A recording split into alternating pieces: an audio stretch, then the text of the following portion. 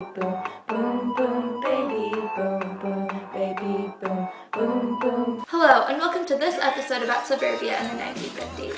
During this time, the white fight was in full swing. The U.S. was experiencing lots of changes after World War II. What changes? Fear of communism was apparent. Commies? But more than ever, families were moving to the suburbs. By the end of the decade, 85% of the 13 million homes built in the 1950s were in the suburbs. As soldiers returned home, more houses were being constructed outside the city. This GI Bill gave low-cost mortgages, allowing the houses to be affordable. Krishna, let's meet Average Joe. Let's take a blast from the past. Hello everyone. Hey, Joe. Hey, Joe. Hey, when I returned home from the war, I moved to a beautiful place called Levington, Long Island. It was constructed by this fellow named William Levin, who used techniques of mass production. Mass production? Oh, the assembly line with labor-specific roles invented by Henry Ford? Yeah, that. Everything is perfect and the same, including the demographics, of which 98% are white. It's marvelous for me. We have a family room and a backyard, which I like to call the Rat Hutch. So, tell me, you married? Yes, I recently got married and have a baby boy. 2, actually. Are you a commie? No, I'm just white. I stay home, but I used to work when Joe was in the war. However, I love staying home with my kids now. Don't you have some laundry to do? I guess. Yeah. Anyway, the GI Bills have changed my life. They have given me the opportunity to go back to college and get a real education. Wait, women too? Yeah, of course. Not. It only applies to men. Seems to be the thing that everyone is doing. With higher wages, shorter work weeks, and healthcare benefits, and all these perks, white-collar jobs are taking over. So tell me about this fancy new gadget that everyone is using. Actually, it's called a computer. The factories use it to monitor production lines, track inventory, and ensure quality control. Well, thank you, Joe. Your time's running out. Thank you for having me. With a new place to live, Suburbia led to the baby boom. New families were starting, and this generation became known as the baby boom, with about 4 million babies born each year of the 1950s. Women were getting married younger and were dependent on books. Oh, like Baby and Childcare by Dr. Ben Spock for tips on raising a child. Women began to stay home in order to dedicate their lives to their children's upbringings.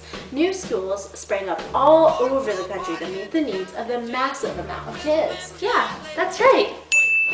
Also, life expectancy rose because of Dr. Jonas Salk's invention of the polio vaccine. The suburbs were seen as a perfect place to raise a child because people thought they were cleaner, less crowded, and had brand new houses. My great uncle was part of the baby boom generation. Wow. Uncle Skid! I wasn't expecting you! It is me! I am part of the baby boom generation. They call us the silent generation. Because of our conservative and conformist upbringing.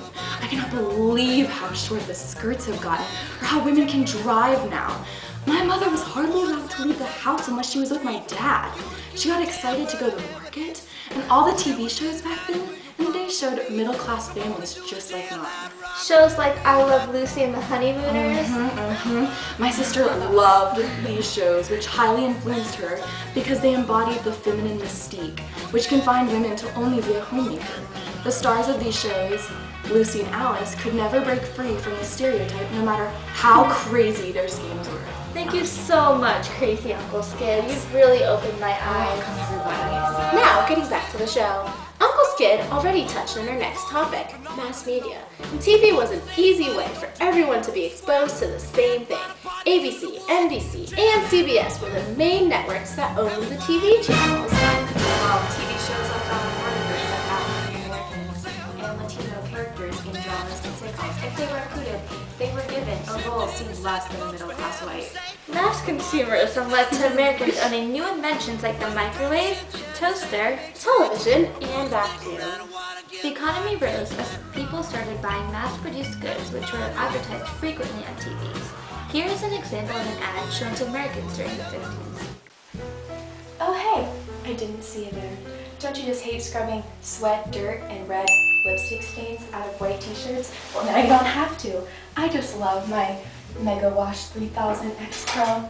Do yourself a favor and buy one today to experience the joy, the beauty, and the satisfaction of this washing machine. Thanks for watching. See you on the next episode of Crash Course. Inside Suburbia. It's a male-driven society, suburbia, suburbia.